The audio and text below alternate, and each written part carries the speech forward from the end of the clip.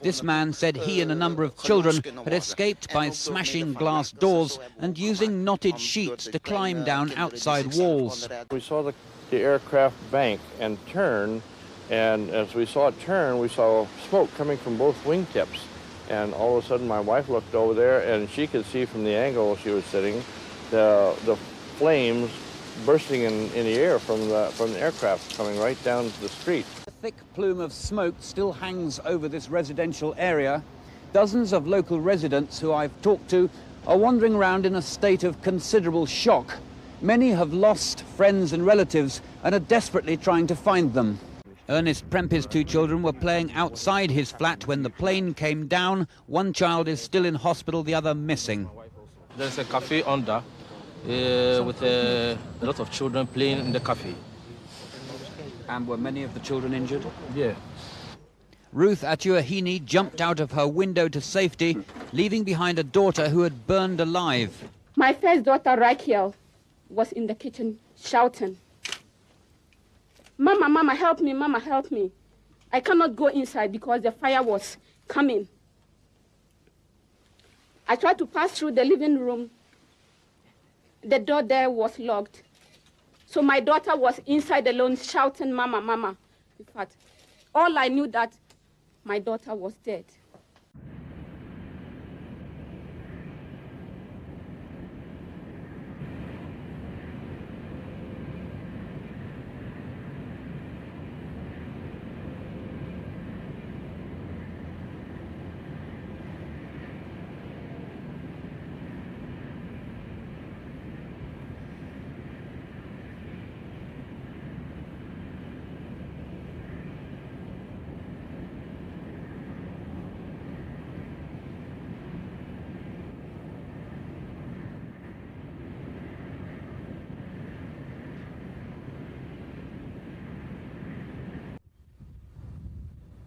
The El Al plane simply sliced through 2 blocks of flats.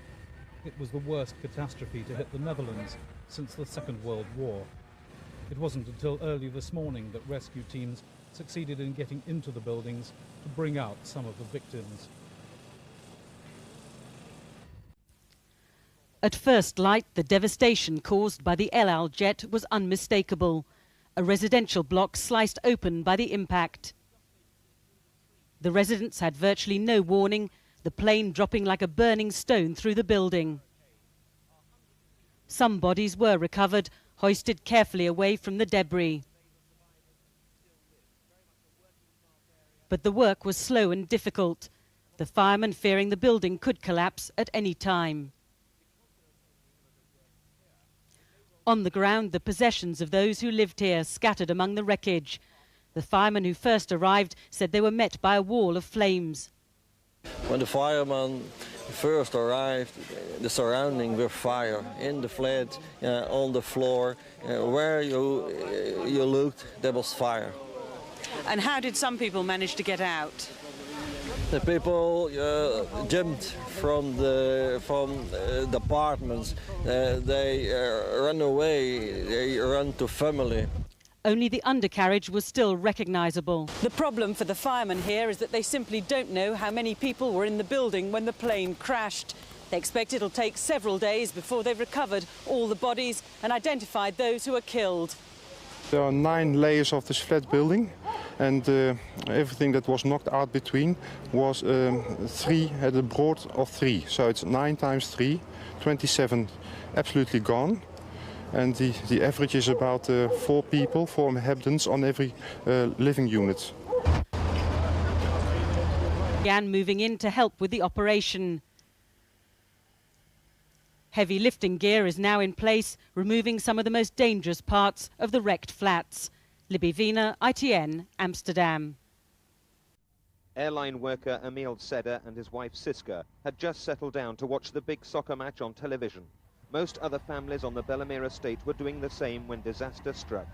The couple felt a sickening panic. They'd just sent out their 18-year-old daughter to walk their dog towards the wrecked apartment block.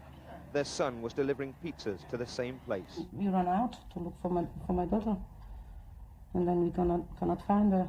And then it was terrible. I saw people climbing down from the building. At the 10th floor down, I saw people jumping outside. It was horrible. I was confused. I can help it, but I see people dying right. They jump 8th floor right before my feet. And they cry, and they start to shake just like, but I can't help them. I was confused. Mercifully, Juanita Seda and her brother are both alive tonight due to quirks of fate. She was due to join friends who perished, but her boyfriend stopped her to talk. And I want to go around the corner to get to the block, and then I saw yellow light and things come out of the air. I was running, crying. A man took me very far away from here. Were there many friends of yours who lived in that apartment block? Yeah, a woman with 3 children, and they are dead. Her brother Mark survived because he was 15 minutes late, arriving with the pizza delivery for an apartment which disappeared. That was my luck, because it's 443, you know, the number. That's it. So you would have been delivering at that apartment? Yeah, that apartment. At 7 o'clock or something, 6:45. The family will be reminded of the tragedy every day they remain at home. They fear the estate will never recover. And the people are frightened always. Because when the planes come over, they fly very low above the building. You are scared. It's something that you never forget. They're now considering moving away from here in an attempt to erase some of the nightmare. Terry Lloyd, News at 10, Amsterdam. The wisdom of allowing aircraft to take off and land over cities was being questioned today. 1,000 planes a day fly in and out of Heathrow. London's emergency services have plans for an accident on the scale of the Amsterdam disaster. There's clearly a possibility in any big city, and certainly a possibility in London. And it would be just as horrible in London as it was in Amsterdam. Our assessment is that it can happen at any time, of course, because we've got both Heathrow, Gatwick, and then we've also got the city airport to contend with. Queen Beatrix went to see the wreckage. She was moved almost to tears. The only recognisable part of Flight 1862, the undercarriage. Investigators from Israel are working with teams from Boeing and Pratt & Whitney to find the cause. Among the rubble, the possessions of those who lost their homes and their lives. Only 14 bodies have been recovered. Last night's disaster means there are bound to be questions about why flight paths are so close to heavily populated areas. The pilot would have tried to alter course to steer clear of buildings to avoid casualties on the ground. With a double...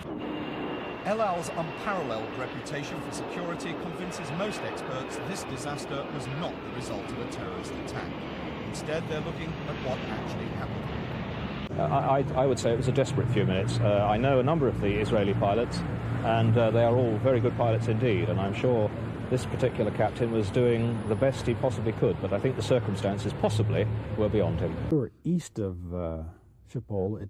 It actually made probably more sense for them to head back to the airport than to try to go out to sea, and in fact, at the rate they were descending, that was probably the nearest place that had any hope at all for them to get back safely. 1,000,000-to-1 category that you could have a situation where 2 engines failed on a modern 4-engine airliner like this for any reason other than fuel starvation that would have affected all of the engines.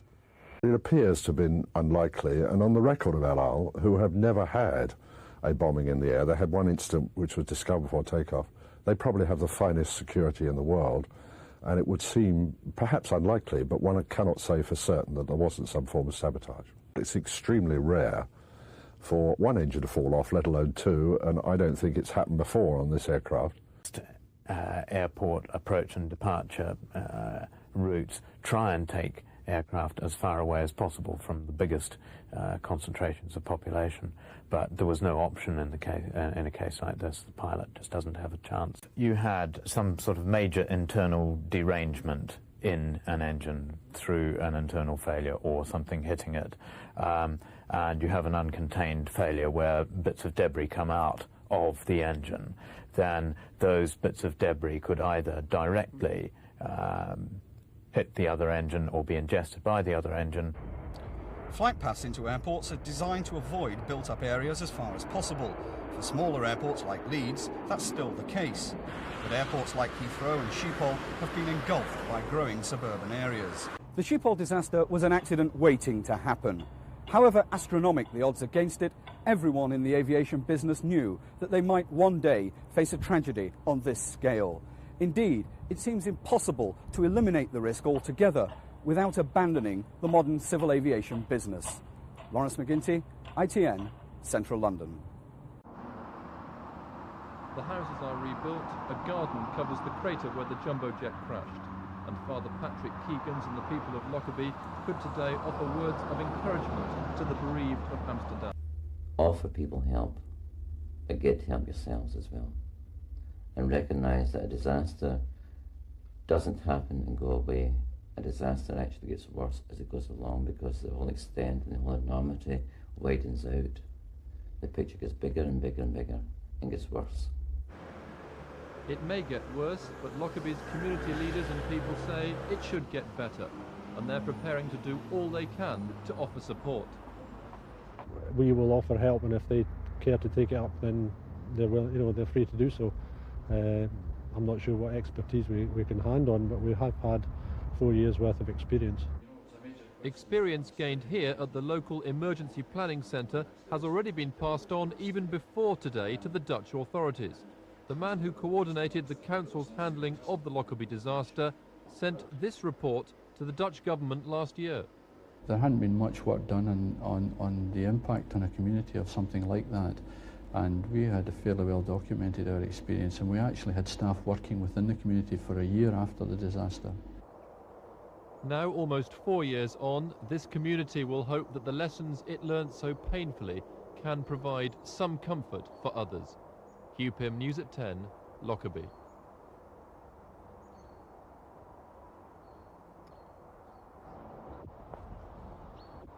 The disaster is the nightmare the aviation industry has been dreading. Tonight, neither Boeing nor the engine manufacturers had any comment. No doubt they're waiting for the report of the accident investigators to find out how the unimaginable did happen. Lawrence McGinty, News at 10, Central London. British Airways engineers have today been checking the key bolts that hold a jumbo's engines in place. This follows technical advice from Boeing to increase the frequency of inspection of these key parts because of the possibility of cracks and corrosion. In fact, BA are replacing the bolts in its entire fleet. Boeing's advice arrived at some airlines only today. I think this is a belt and braces safety precaution. You've had 2 engines come off on one wing, which is one bolt might fail somewhere, but to have 2 sets of bolts failing on one wing at the same time is pretty remote possibilities. Nevertheless, airlines like British Airways are still checking those bolts. BA has already started the process as part of routine maintenance. It isn't grounding planes and stresses the checks are a precaution. We certainly do not know that this specific aspect might have been the cause of the accident. It's just one of the possibilities. Today, engineers at British Airways and dozens of other airlines were inspecting and replacing fuse bolts after advice from Boeing. That follows 15 reports of cracked bolts over the last 7 years. Boeing say they were considering a technical bulletin to airlines weeks ago. We actually don't know whether there's any connection whatsoever between the work that's going on here and the tragedy in Amsterdam. Boeing, as I said, have been talking with the industry for the last month on this issue. At British Airways, engineers replaced the bolts or fuse pins on the second of their 2 jumbos affected. The warning to check the bolts covers planes which have completed 5,000 landings. Boeing said the airlines and the US Federal Aviation Authority had been told some time ago that an official safety notice would be sent out, but it was not issued until the day after the Amsterdam crash. Boeing, as I said, have been talking with the industry for the last month on this issue of these pins, and we just don't know whether there is any connection with the Amsterdam accident. It is far too early to judge what caused the tragedy to the El Al cargo aircraft. Increasingly, it's the 2 engines that fell off the starboard wing of the El Al Jumbo that are the focus of the questions being asked about the Schiphol disaster. The investigators' problem is to explain why both engines caught fire. Their task took a new twist today when it was revealed that the jumbo's manufacturer, Boeing, have issued technical advice to... Senior sources in the aviation industry say in the 𝗷𝗏 crash, if the bolts failed and the inner starboard engine fell off, it could have smashed into the outer engine, taking that with it. The first task for the emergency teams was to remove tons of masonry hanging from the top of the 2 apartment blocks so that investigators below could work in safety. Large sections of the 𝗷𝗏 jumbo have now been lifted clear from the scene of the accident, evidence of the force of the impact with which the plane hit the building. All of which is clearing the way, police hope, for the recovery of some 200 bodies still thought to be buried here. The work is exhausting and emotionally draining. It was terrible what's happened. It's terrible to see over there what's going on, and I think if the people realize all these victims who are under all these concrete, I think we have very heavy days for us. Many at the crisis centre are still trying to find out if friends and relatives are among the dead. This is how close some came to getting killed. This afternoon, others were allowed back into their flats to collect possessions. For one woman, first priority was the family cat. For others, now the nearby train line has reopened, the gap in the skyline will serve as a daily reminder of this terrible accident. The next step will be to see whether the tower blocks can be rebuilt or will have to be knocked down completely. Robin White, ITN, Amsterdam. The 2 engines that broke from the 𝗷𝗏 plane were today hauled out of a lake 9 miles from the crash site. Investigators have started piecing together the wreckage to find the cause of the crash. They may never find the connecting pins. The similarities with the Taiwan crash are striking, but there is no evidence yet that the pins were to blame. The prime cause was fire, though there were reports tonight that only one engine of the 𝗷𝗏 plane was ablaze. Surprisingly, one of the initial indications is that the second engine really didn't suffer any fire damage to speak of.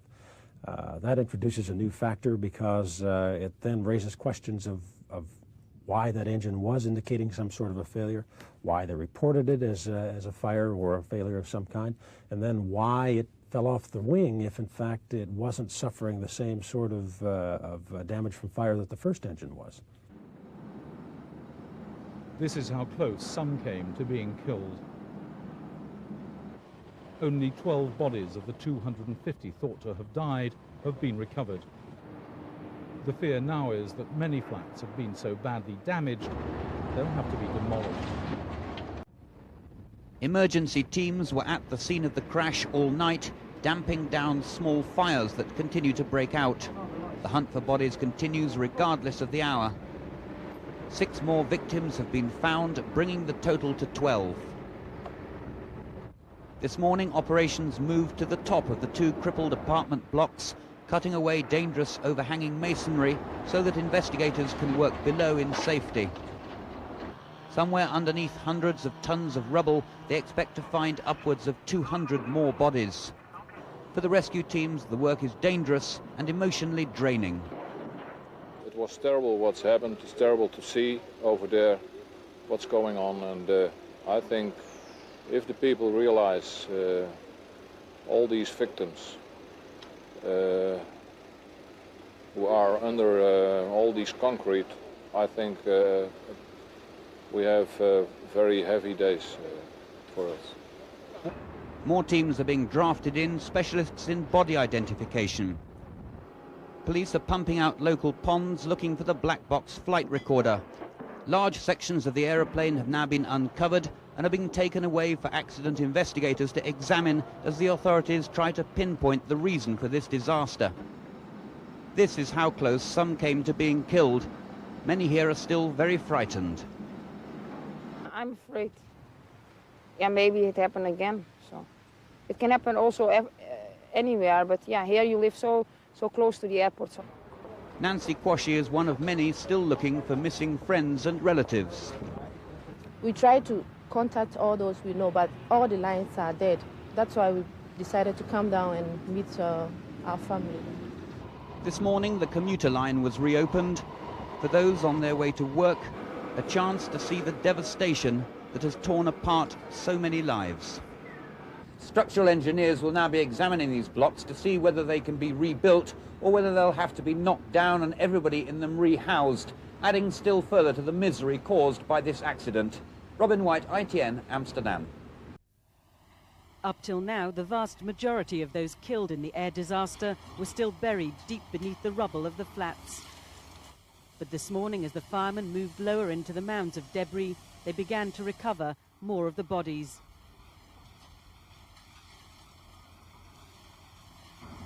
After more than 48 hours working at the site, some parts of the building have only just been made safe. This morning, one body was recovered from near the top of the flats, a victim who died in the fire following the crash. The work is not just dangerous but gruesome. The firemen inching their way through the rubble to try and find what bodies that remain. But only a fraction of the total who are believed to have died have been recovered, and most of them are horribly mutilated. A temporary morgue has been set up by the Army Medical Corps. Even the most experienced officers here are finding the work draining. Well, I was for half an hour on top of the rubble, and it's hardly to understand that my colleagues and the colleagues of the firemen has to work on these conditions. It's very, very difficult. Oh yeah, very emotional. But they're hoping to clear the site within the next 2 days and to ease the suffering of relatives, identify the bodies as soon as possible. Libby Wiener, ITN, Amsterdam. The Dutch authorities have either a photo or a video of the aircraft showing the aircraft without the engines or with the engines falling off. It was still a little uncertain because apparently this had just come in earlier this afternoon. Working in the ruins of the flats, firemen recovered more of the bodies. 30 have been found. Many on the top floors died in the fire following the crash. We are still in doubt what happened with engine number 3, the inboard right side engine. The captain announced that he had fire on that engine, and it is possible that also that engine separated from the aircraft. There are witnesses who declare that they have seen the aircraft with no engines on the right-hand side. Where a week ago the unthinkable happened, an aircraft plunging from the sky, the people of Bijlmermeer were today coming to terms with the tragedy. The victims were from many races, each remembering their dead in different ways.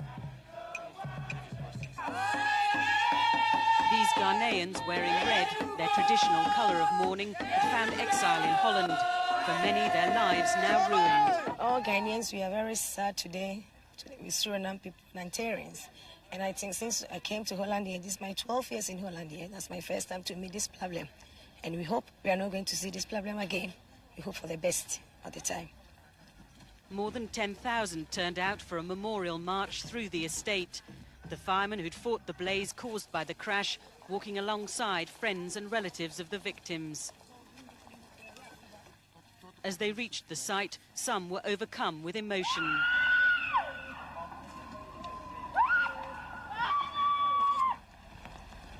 The mayor of Amsterdam, who described the walk to the site as the hardest of his life, then laid a wreath.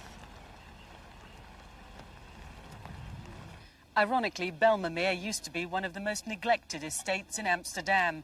It took a tragedy on the scale of 𝗙𝗹𝗶𝗵𝗵 to make it the focus of national attention and today of national mourning. The crowds waited in silence and then the last post.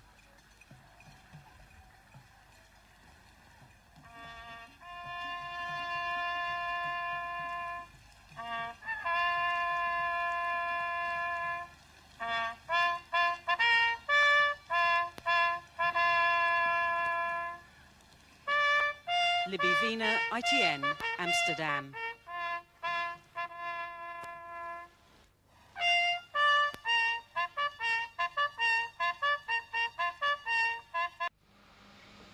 Where a week ago the unthinkable happened, a plane plunging from the sky, The people of Bijlmermeer today came to remember. 10,000 marched through the estate, among them firemen who'd fought the blaze. The victims were from many races. These Ghanaians, wearing red, their traditional colour of mourning, had found exile in Holland and now tragedy. As they reached the site, many were overcome with emotion.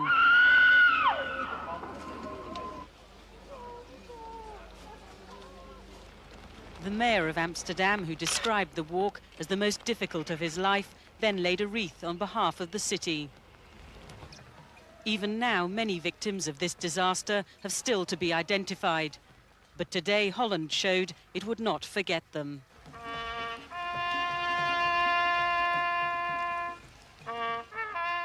Libby Wiener, ITN, Amsterdam. Hello, 1862, mayday, mayday, we have an emergency. Hello, 1862, do you wish to return to Schiphol? Mayday, mayday, mayday. I was in my living room. Suddenly I saw a fireball coming my way, so I hid behind the couch. Then I heard an enormous bang. Problems. I have a pain in my body the whole day. My eyes. I have dental problems. But the failure of the Dutch authorities to take their complaints seriously has become a scandal. The government only reluctantly agreeing an inquiry after intense political pressure as inconvenient facts emerged. The Bijlmer is a poor suburb. There has been no proper medical study here.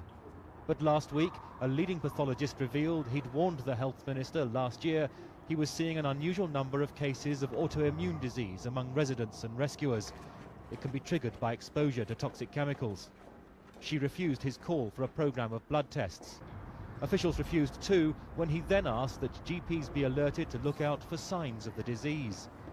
But the pathologist believes a link to the disaster cannot be ignored. We need epidemiological research to be certain, but we feel that with these 4 proven patients with kidney involvement and 8 more that are also now diagnosed based on the full criteria for autoimmune disease, I think the association is very likely. Schiphol 1862, we have an emergency number 3 and number 4 engine in operative, request 27 for landing. The block that was hit has been demolished. In its place, a memorial to the dead, 43 officially, but the Bijlmer housed many immigrant families, some here illegally. A blank space remembers the unknown others who died. Official obstruction has dogged the search for the cause of the illnesses. Was it the depleted uranium Boeing used in the plane's construction? Over 200 kilograms is missing. Did it burn in the fire? The radioactive particles breathed in by people here? Or was it the cargo, now known to be 80% military? Missile spare parts, special anti-radar paints and toxic chemicals, including 3 of the 4 ingredients for sarin nerve gas destined for a secret Israeli research center. And most of the cargo documents, mysteriously unseen until last year. Things which came quite known, in fact, is DMMP, as it's called. It's a substance that you can use for a very potent toxic sarin. And well, you can see it here. It's dimethylmethylphosphonate. And it's, well, it's slightly 100 times or maybe 1,000 times more than a laboratory in, let's say, Germany uses a year. Of all the mysteries that remain after this disaster, 3 in particular stick out. Who were the mysterious men in white suits seen picking over the wreckage of the crash in the early hours of the morning afterwards? Exactly what was in the 20 tons of military cargo on the plane that still remains unaccounted for? But above all, why was the Dutch government apparently so reluctant to allow a full inquiry? Between 5 or 6 o'clock in the morning, 8 or 10 people was coming in white suits. And I talked to a policeman. Who are the people? He said to me, "There's Israelis." I said, "Why?" And they go to the plane, to the tail of the plane. They took something away, and they are gone. The lost papers for the missing cargo were found just last week in New York. An initial examination, though, has not revealed anything secret. But the cockpit voice recorder is still missing. Is it, in a flat, the trophy of some souvenir hunter, or was it taken by the Israeli Secret Service?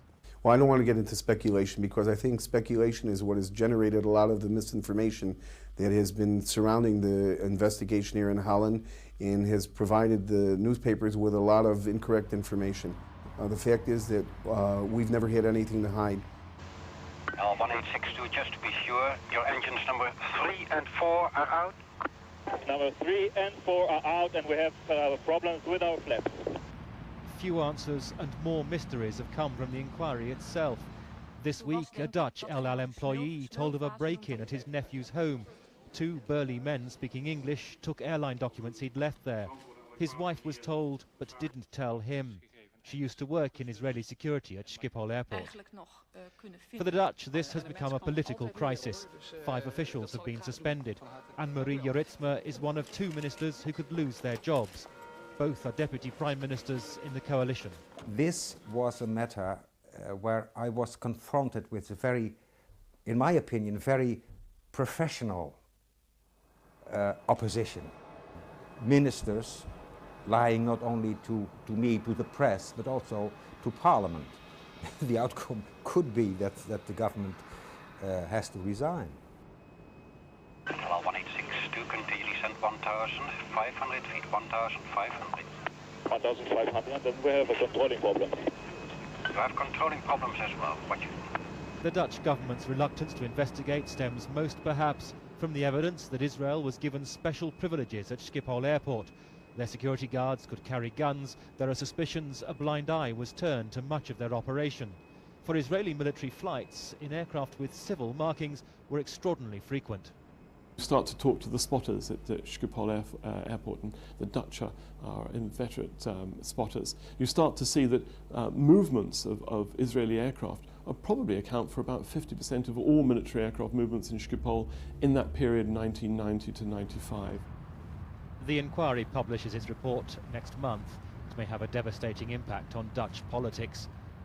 Never as much, though, as Flight 1862 on the residents of the Bijlmermeer, as the pilots lost their struggle to keep the plane in the air. Going down, 1862, going down. 43 names are on the memorial where the 𝗙𝗹 cargo jet crashed. The death toll was probably higher, the flats crowded with illegal immigrants. The report confirms the suspicions of hundreds here. Their illnesses since the disaster are directly linked to the crash. Their complaints, they were repeatedly ignored. A memorial garden now stands at the site of the disaster. In the years since the crash, many people living nearby have complained of health problems. Now at last they may get some answers with the publication. The apartment block has now been demolished. This canal marks the imprint where the building once stood.